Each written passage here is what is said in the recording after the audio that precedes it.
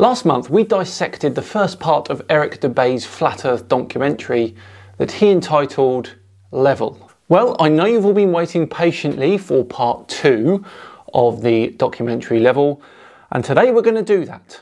But this time I've brought some friends along with me.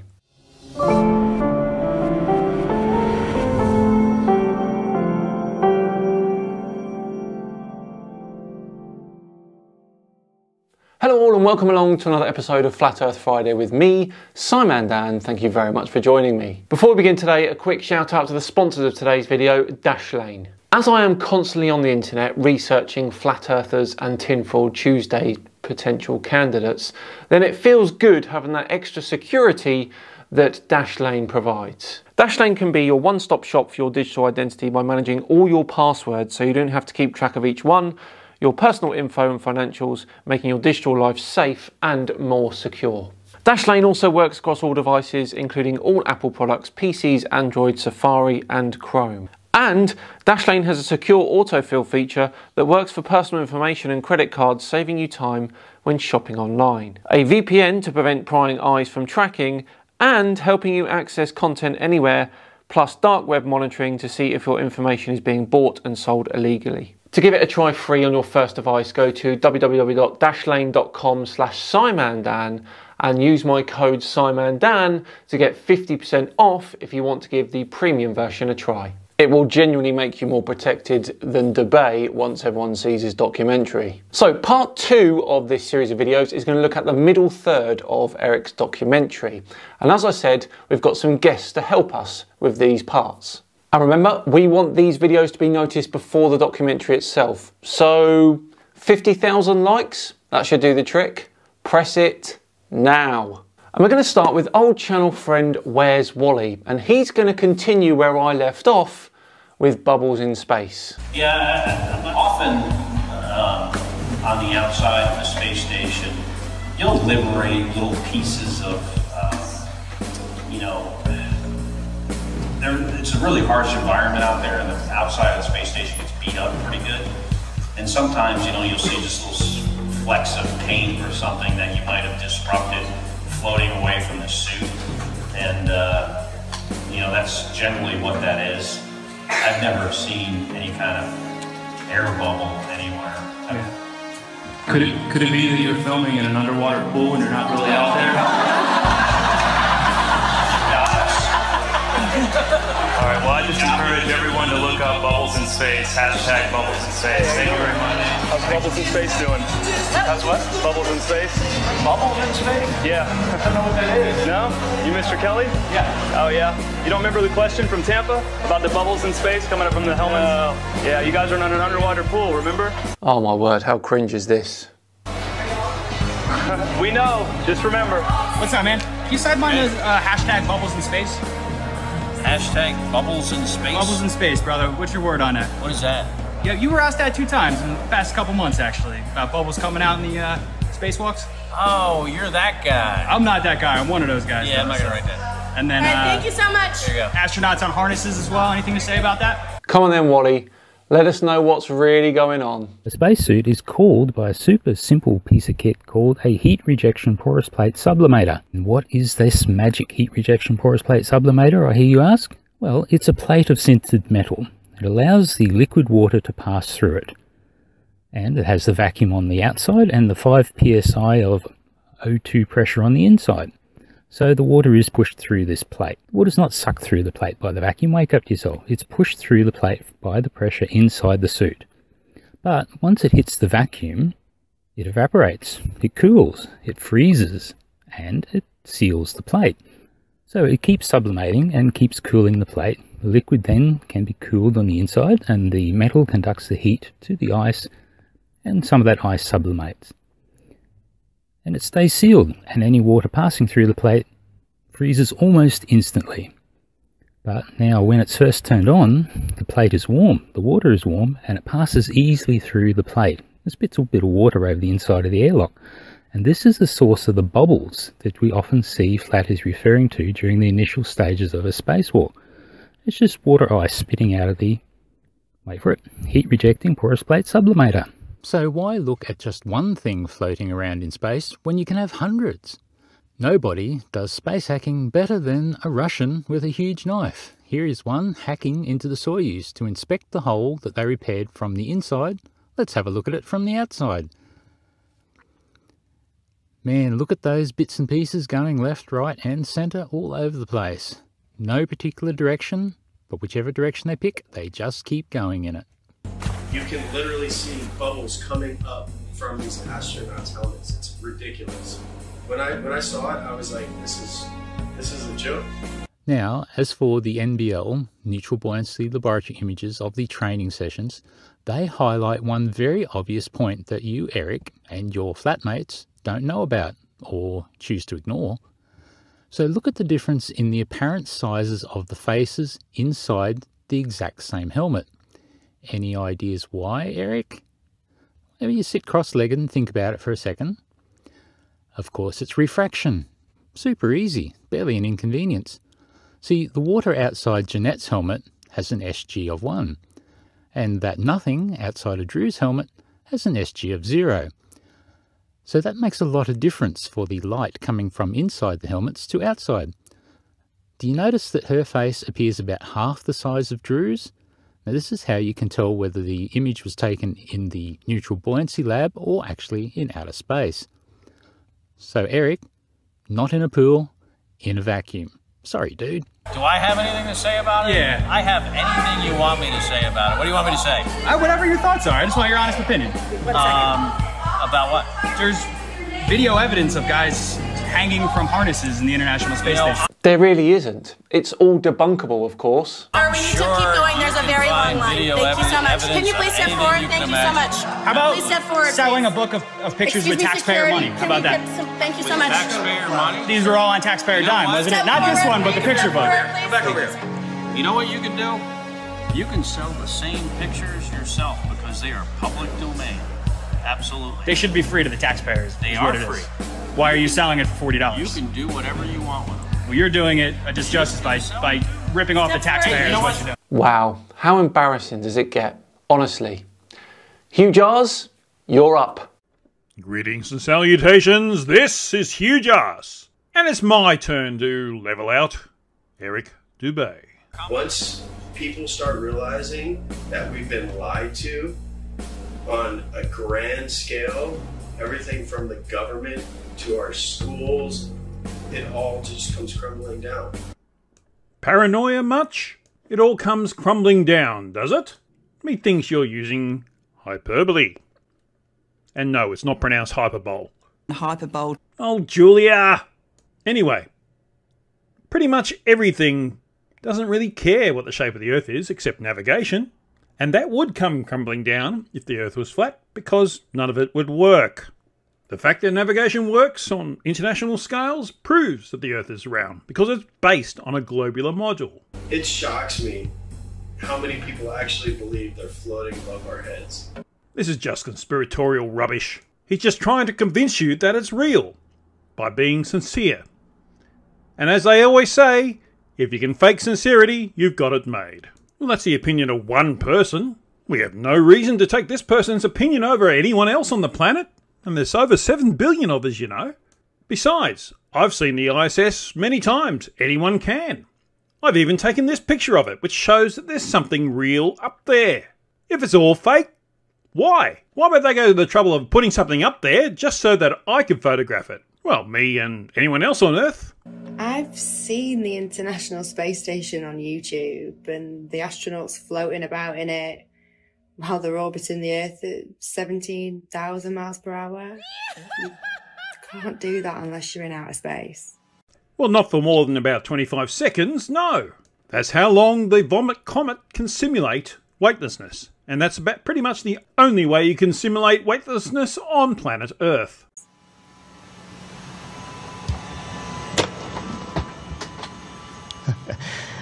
Practice makes perfect.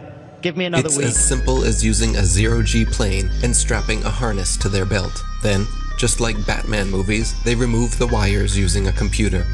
At times, the manipulation reveals itself. Green screen and blue screen technology cannot always be flawless. Well, correct, they aren't flawless. Doesn't mean they're being used. And the glitches and the guy disappearing and things like that, part of that's digital artifacts.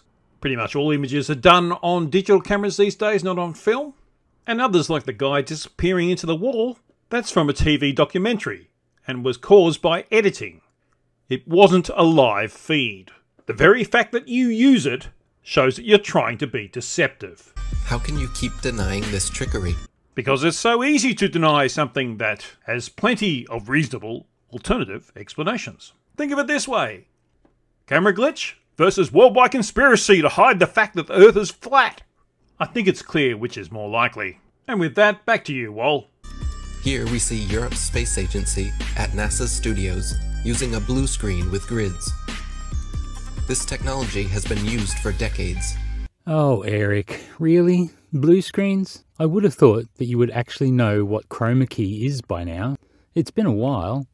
I mean, everyone is in Zoom meetings these days. We all know what works for a virtual background and just how white doesn't work very well at all for chroma key. Trying to pretend like they always use them for science experiments, knowing damn well it was too late. Well, Eric, you know what is funny? It's that Tim Peake isn't even completely in front of this supposed blue screen. And in the very video that you've shown, the ball that is thrown is shown sideways to the supposed blue screen. What's up with that? Now, what's even funnier still is this 5-year-old post by A1 Bill Shackleton. Now, he's a self-confessed flatty, and even he was able to research the blue screen claim, and he saw that it was a fake claim years ago, and it was going viral. And Bill, as a, well, proper flatty, he was well disgusted. He wanted to do proper research. So Eric, hang your head in shame while you sit and contemplate your belly button. You're 5 years out of date, mate. Oopsies. These people lie to your face in the hope that you will not do your own research. Oh, much like you, Eric. Both in the fact that you haven't done research and that you hope people watching you don't do their research. NASA knows that most are too lazy to dig through its massive rabbit hole. And again, just like you. I mean, what evidence have you come up with? Nothing. Just your own personal incredulity and rubbish conspiracy theories. Yet, in the meantime, they just love to rub it in your face.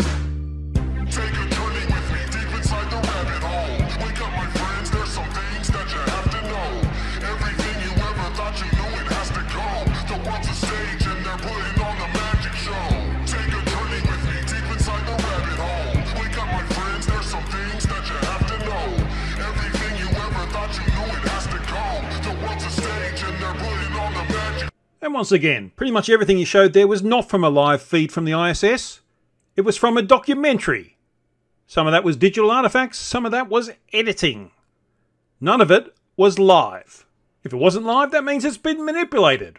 And if it's been manipulated, you can't trust it as evidence. Except, of course, I guess, if you want it to be true. But as any adult knows, wanting something to be true doesn't make it so. And once again, the fact that you use stuff that you know was edited, you know came from a documentary and not a live feed, shows that you're trying to deceive. And if by some small chance that you generally don't know that, that just shows you don't follow your own advice and do your own research. They steal $52 million per day from American taxpayers. Steal $52 million a day. Steal it. Well, this year's NASA's budget is $6.56 billion. Divide that by 365 days, you get nearly $18 million. Nowhere near $52 billion.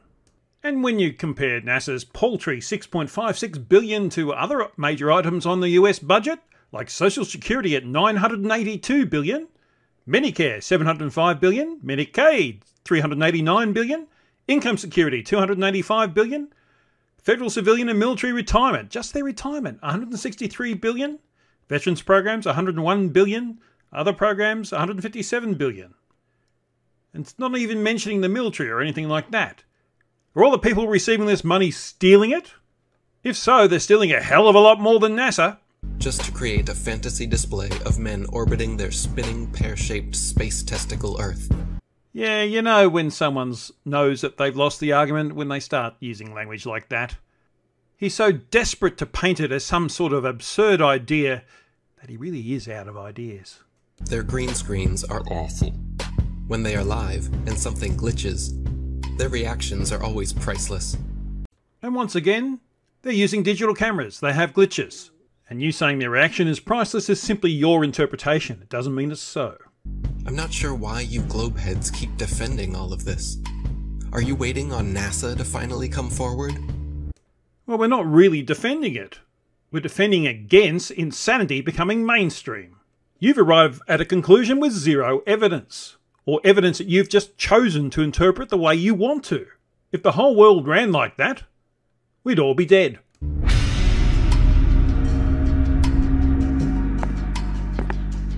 Good evening, ladies and gentlemen, dear citizens of America. We here at NASA have been lying to you all since the 60s about our projects, operations, and missions into outer space. Over to Astronomy Live for this one. Astronomy Live here. This scene depicts what they think it would be like if NASA were to admit to the world that they were lying all along and that their missions were all fake. Of course, this would require some explanation of independent footage of missions occurring in deep space.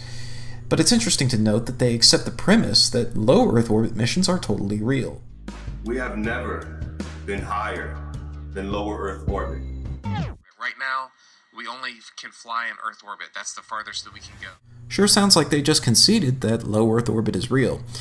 Let's take a closer look at the context of the clip they showed. This is from Expedition 43, featuring astronauts Terry Virts and Samantha Christopher Reddy. And what comes after the International Space Station once its mission is over? How do we ensure the presence of humans in space? Well, that's a great question. The plan that NASA has is to build a rocket called SLS, which is a heavy lift rocket.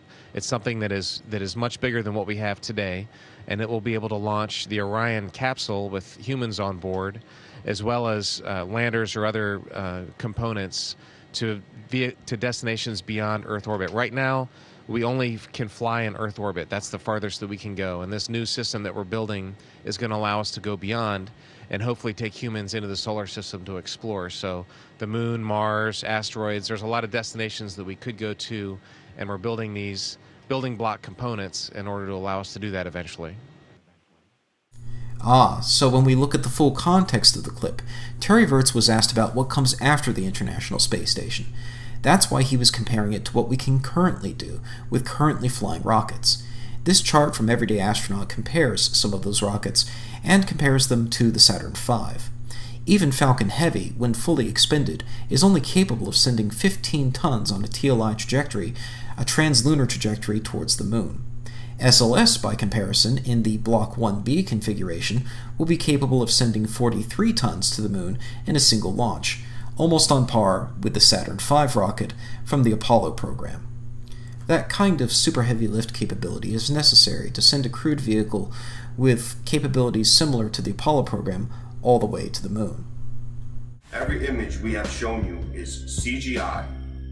Our films are mostly done in an underwater buoyancy facility. The astronauts do train for spacewalks in a large pool at the Neutral Buoyancy Laboratory. That's not a secret, nor is it a conspiracy.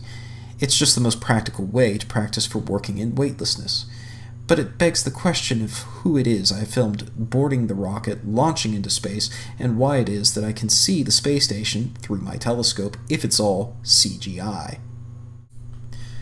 Now, in terms of the money spent on NASA, NASA currently makes up about 0.5% of the federal budget every year. It peaked at the height of the Apollo program, and it's been declining pretty much ever since. In this next clip, Eddie Bravo talks about his previous love of space. It might be why he's the owner of 10th Planet Jiu-Jitsu. He also commissioned a manager of a Planet X Jiu-Jitsu. Maybe what he actually loved were conspiracy theories. Beyond Venus, 93 million miles from the Sun, is Earth. Its great oceans forming the clouds and air currents which warm and irrigate the planet. I thought I was better than people because I knew so much about space.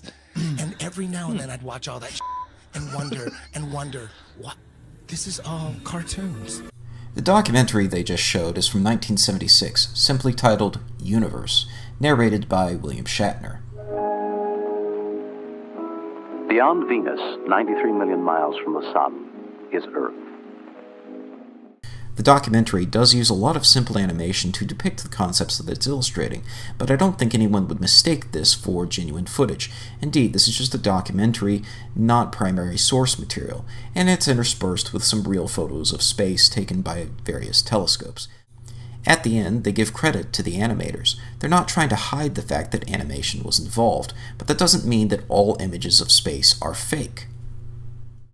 And every now and then I think to myself, it's weird that we're not watching any actual footage of space. It's all CGI. All DVDs on space are all CGI. There's nothing real.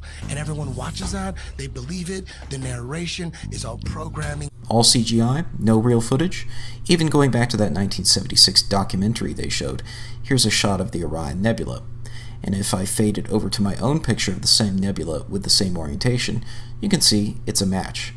In fact, the technology has advanced so far from 1976 that I can actually get an even better shot of the same nebula with my own telescope from my own front yard. What's above us and what we're on, we're being lied to. Do we have Hubble? Do we have a Hubble? Yes, we do. In fact, I've tracked the Hubble Space Telescope with my own telescope, and I found that the pointing attitude matches the expected attitude, given its observing schedule and where it's supposed to be pointed in space. Why don't you point it at the Earth and get some awesome shots of where we live? So why don't they point the Hubble at Earth? The answer is actually sometimes they do, for calibration purposes, but Hubble is not designed to track the surface features on Earth as it orbits rapidly overhead. If it were, it would be a spy satellite.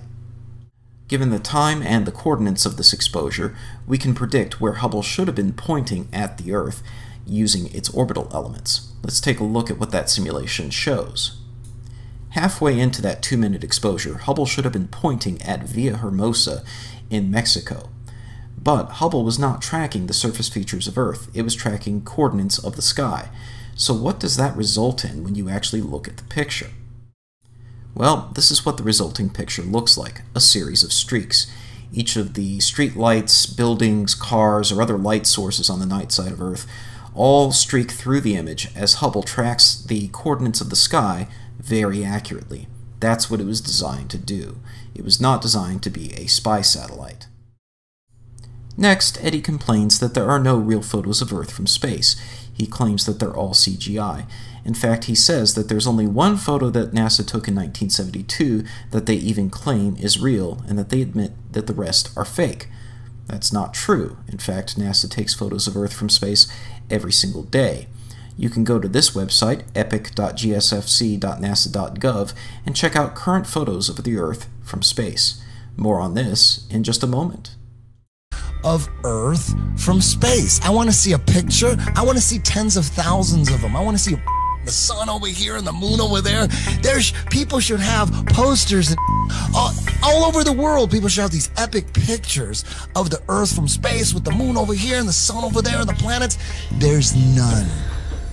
Literally zero. They do sometimes exaggerate, like claiming they used a NASA camera 1.6 million miles away to take this alleged video of the dark side of the moon. And what a set of images they are.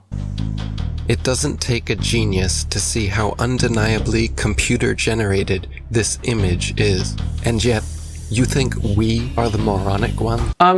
No, but there's no evidence to suggest that these are computer generated. At this point, your personal incredulity over this video is in overdrive. I would rather be thought as a moron for not trusting criminals than a sellout and a traitor for defending them. The reality is... The things that come out of your mouth, are you saying something that a defense attorney would say, or are you saying something that a prosecuting attorney would say?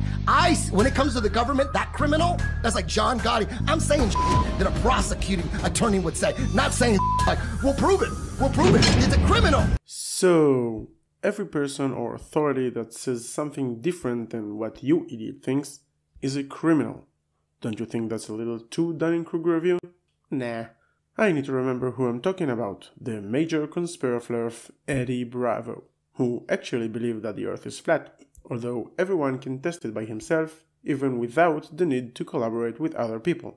Without a doubt, whatever's coming from the government, I need the kind of evidence that would shut down a case. If I don't see the evidence, why would I believe it? As I said, everyone can test it, what I actually did last year. You can find it under the playlist Experiments in my channel. What is gravity? I have no idea. Okay, next question. So you're telling me gravity is strong enough to hold oceans onto it, battling inertia from the spin. So gravity's holding oceans, inertia's trying to pull it out and make it fling. Skyscrapers would fling off the earth, but this gravity's holding these. It's so strong, it's holding the ocean, but it can't hold a helium balloon. Earth, big, generates strong gravity field. The inertia, or the centrifugal acceleration at the equator, is about 300 times weaker than gravity. So no, there is no real battle between them. Learn basic physics, for fuck's sake. Things that are less dense go up, things that are more dense go down. Has nothing to do with gravity. Where's gravity at with butterflies? The ocean, as far as I know, doesn't have wings. Butterflies' wings generate lift that opposes gravity. Dead butterfly cannot flap its wings, and therefore falls into the ground and stays there. The density of the butterfly has nothing to do with it. You would think that if gravity's so strong it's holding skyscrapers down to it, we would be flat on the ground. There is gravity all the way out to the moon and beyond. Again, learn physics. Your inability to understand science, Mr. Bravo, is not a valid argument against it. Long before the theory of gravity was a glimmer in Newton's imagination, the natural physics of density and buoyancy already perfectly explained why apples fall down. Objects fall or rise based on their relative density to the medium surrounding them. Apples fall because they are denser than the air, while helium balloons rise because they are lighter. No gravity necessary. Wrong, wrong, wrong, wrong. The law of gravitational attraction, not theory, is responsible for the direction of the falling and the magnitude. Relative density is only responsible for their sign, as in positive, negative, or zero. This is why raindrops fall down through the air and air bubbles rise up through water. Everything seeks its relative density and rises or falls until settling accordingly. This is why a tiny pebble sinks to the bottom of the ocean, but gigantic cruise ships and aircraft carriers stay afloat on the surface. Because even though a pebble is so small, its mass, relative to its volume, its density, is more than water, so it sinks. And even though a cruise ship is so large, its mass, relative to its volume, is less than water, so it floats. If Newton's apple had landed in a puddle, he would have seen the apple only fell through the air because it was denser than the air, but then floated on top of the water because it was less dense than water. The natural physics of density and buoyancy was understood and agreed upon for centuries before they changed our textbooks and started NASA. Archimedes already got this idea almost 19 centuries before Newton, but the density, as in mass over volume, can't explain the initial direction. Why up or down and not any other direction? The answer is the law of gravitational attraction. Fg equals big G times m1 m2 over r squared. And what does NASA have to do with basic physics? The law of gravitational attraction predated NASA by about 300 years. That's just lame. All our space information is coming from NASA. Werner von Braun was the director of all 6 moon missions, and he's a I assume that Eric didn't ask Eddie Bravo if he wants to be a part of this video, so I'll skip my critique about Eddie and go straight to Mr. Debate. The camel doesn't see its own hump. Funny how you mentioned that von Braun was a Nazi, but not the fact that you are a fucking Nazi. For all of you who don't know, yes, Eric Dubay is an anti-Semite, Holocaust denier, well-known Nazi, and I really don't understand why people take him seriously, especially the flares in Israel, that large portion of them are 3rd or 4th generation to Holocaust survivors. Is that not a comic book? That's a comic book.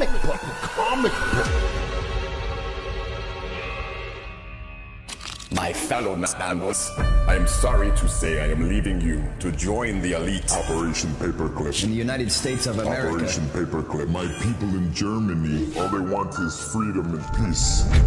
We want to welcome you to the US of A. We must divert their attention. I'm going to make so much fucking money. It's crazy. To brainwash a nation, we will need animation. I want to bring my technology of airplane models. I want to work with Walt. I want to see the best people. We need to get the indoctrination started. If people believe an airplane can go to the moon, we might be able to do it. To brainwash a nation, I will need help. We will need animation. Please bring in help. United States of America. And action. Oh, geez, who hired these guys? Jesus Christ, these guys can't act. Bring it up into an airplane. Dark window. You just record the earth from a dark window. We can do that on the computer afterwards. People will fall for it. People will fall for it. People will fall for it. The people must know. And the heavens declare the glory of God in his firmament. Showeth his handiwork. The people must know. The people have to know. Let's see. Bad dubbing, edited video, misquotes, lies, more lies, and probably some more things I missed. If this is the best you can do in order to deceive people to believe in flat earth, I don't see any future for this delusion. We come from this big bang and fluffy puffy pixie fairy dust and unicorn farts, and all of a sudden consciousness just came out of that. No, it was designed. It's not an accident. Everything according to their bogus Darwinian theory of evolution, all of it points to a godless, atheist, demonic, demon-crat lie. And of course, a musician astrotheologist is the one to ask about science. What a joke. 99.9% of the religious people on Earth appeal to the scientific consensus regarding the beginning of the universe and the beginning of life. And if you, nutcases, really knew how to read the Bible, you would see that it is all written there explicitly. NASA is a corporation, and they are the same people who run Disney. In fact, they are very, very similar, because what they do is they entertain people. They're not teaching people. They don't want people to know the truth about the cosmos. NASA is an administration that deals with research in the space. They don't teach anyone. If you want to know about the universe, go and learn physics, and then you could do experiment by yourself. I mean, real experiments, with everything taken into account. They're entertaining them with CGI images. Every image you see, image, not photo, every single one of them, all of those are computer-generated images. They are not photos. Everyone you see on Google is a CGI image. It is not a photo. Go to the nearest telescope shop, buy a decent telescope for about $400 and take a look by yourselves. The only difference between what you will see and what there is on Google is the resolution, because NASA have much bigger and better quality telescopes, some of them in space. And you can't tell that they are CGI. Either there's two things wrong with you. You are either or you are mentally deranged. You do not have control of your own mind. Rule of thumb. If someone tells you that you are mentally deranged because of some idiotic reason, most cases that the mentally deranged one is him, not you. That means, Mr. Bonacci, the brainwashed is you and your idiot friends in the flat earth delusion. Your mind has been indoctrinated, it has been brainwashed, and you've been duped, and you still believe in Santa Claus and the upside down spinning Santa ball, which the Jesuits invented in 1542. I don't believe in Santa Claus. The Earth, on the other hand, is measured to be a globe with radius of 6,371 kilometers. Prior to 1542, every single culture, all our intelligent ancestors will be rolling in their graves knowing that their stupid progeny actually think they live on a spinning globe that people bow down to for their false ideology. None of our ancestors had the tools to measure the Earth, and the leisure or privilege to actually think about it. So the best I can do is give them this. If they thought that the Earth is flat, which is not so obvious that they did, it is understandable. But there is not even one Bible verse that has flat Earth in it. So everything you flerfs say about our ancestors are speculations in the best case and lies in the worst. Actually think they live on a spinning globe that people bow down to for their false ideology. Zoom up to Venus, zoom up to Mars, and you will see that they are lights.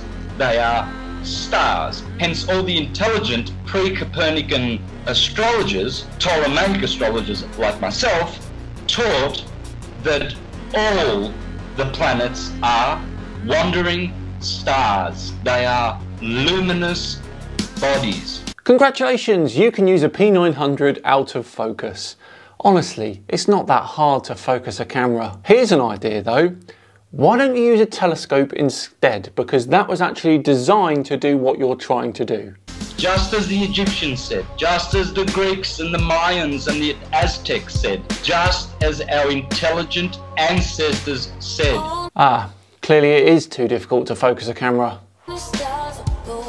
If all the stars, as they say, in every constellation are all at different depths by millions of light years, how come for thousands and thousands and thousands of years of hurtling through the sky, there is no distortion, no difference in luminosity of stars? Well, actually, to use a recent example, the star Betelgeuse dropped in brightness from around October 2019, however returned to normal brightness in April 2020. Also, the positions of the stars do change over a very long period of time. This is how the plough looked 100,000 years ago. I'm now going to hand over to Critical Think at this point. Who's this Santos guy? Oh, he's a musician and an astrotheologist. Just another incredulity merchant. The same boring stars keep turning over our flat, stationary, plain Earth forever and ever and ever and ever. So we are not moving. Wait a minute. If we're on a stationary plane with the stars painted on a spinning dome, then why are there two contra-rotating circular trails there? That's not going to work on a flat Earth. And why is that a perfect circle? I mean, if you were under the North Pole, yeah, but on a dome spinning, that should be elliptical anywhere else. Now here's a star trail I took myself from Perth in 2019. You'll see the Southern Cross in the sky there. Look at that, a perfect circle in a clockwise direction. That doesn't work on a flat Earth. So if you want to believe you're on a flat stationary plane with the stars painted on an upturned fishbowl that's spinning at a breakneck speed of 5,000 kilometres an hour, then I say... You are stupid. Stupid beyond your wildest imagination. Or you are mentally deranged. Thanks, Santos. Back to Hugh Jars now, everyone. My turn again. And to all those astrologers out there who think they are astrologers, teaching heliocentrism, like Laura Eisenhower. Hang on, a couple of things there.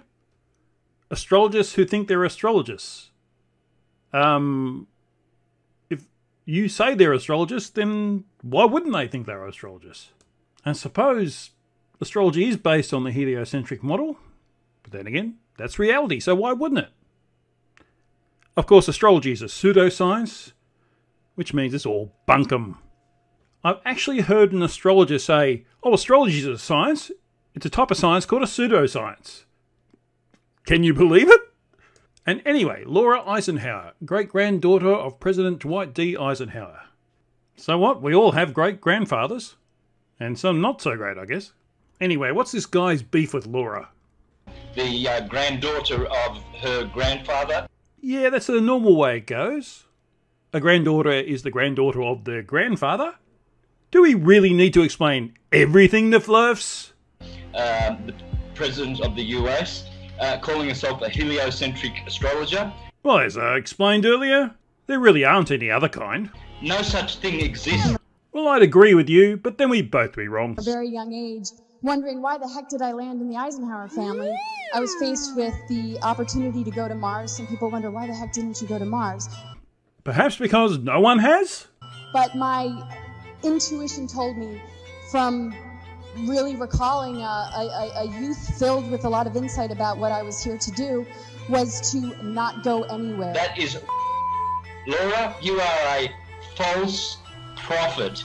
She wanted to go to Mars, so she's a false prophet? What drugs is this guy on? The line going from the AC to the DC... you forgot the lightning bolt. ...is called the line of the Earth, and it never moves. AC to DC, ascendant to descendant, that's called the line of the Earth. What rubbish are you dribbling about now? According to the astrologers of ancient. Oh, of course. People from ancient times never got anything wrong, did they? And that never moves. Well, I think he's right. Something that doesn't exist does never move. Man, that was a terrible double negative. Proving that there is no movement of the Earth calculated in any astrological chart reading that you do. So let me get this straight. Because she uses something that's bunk in a way that you don't like, then the Earth doesn't move and therefore it's flat? That's your logic? You never account the movement or the position of the Earth in relation to any of these planets because it's that line of the Earth which we call the horizon. I think we go to the next video. That was just too stupid.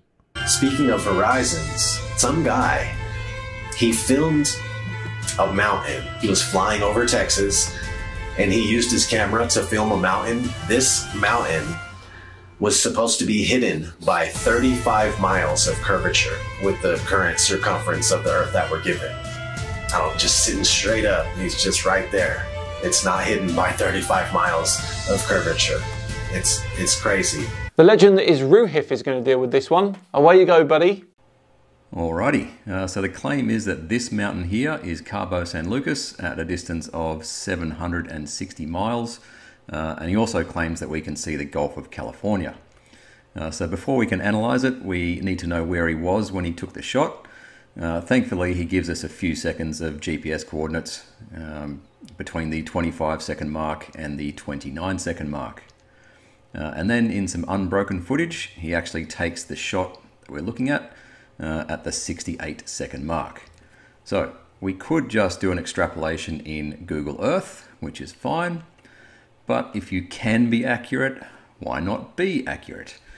So here's some Python code that does the extrapolation for me. And these are the coordinates that I'll use as his observer location.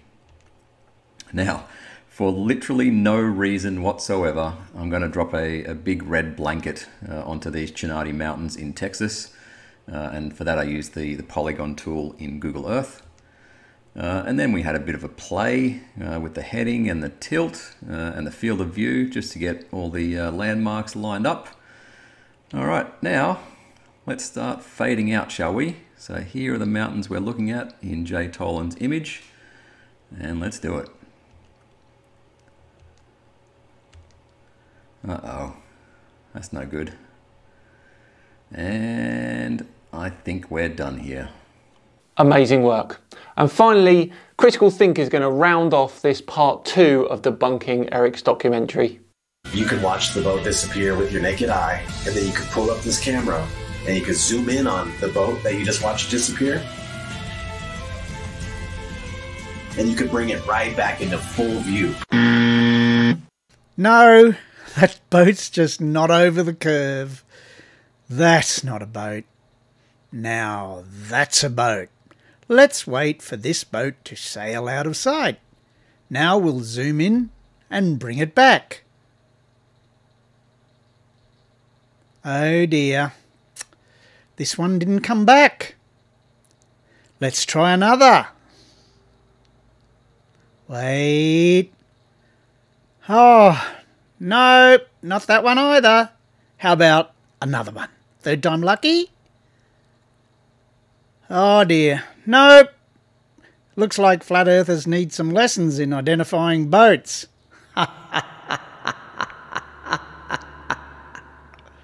Incredible stuff. Next month it will be part 3, and that will be just me debunking the rest of Eric Dubé's documentary, and I can promise you it's going to be a banger. But for now, that's it for Flat Earth Friday. Thank you very much for watching. If you enjoyed it, then please do press the subscribe button. And remember, we're going for 50,000 likes on this video, so hit the like button as well. Just enough time to once again thank Dashlane for sponsoring today's video. Remember, visit dashlane.com/SciManDan to try it out for free and use my code SciManDan to get 50% off if you want to upgrade to premium. I have been SciManDan. Have yourselves a great weekend, and I'll see you all on Tuesday where we're going to learn how to make moon water. See you then.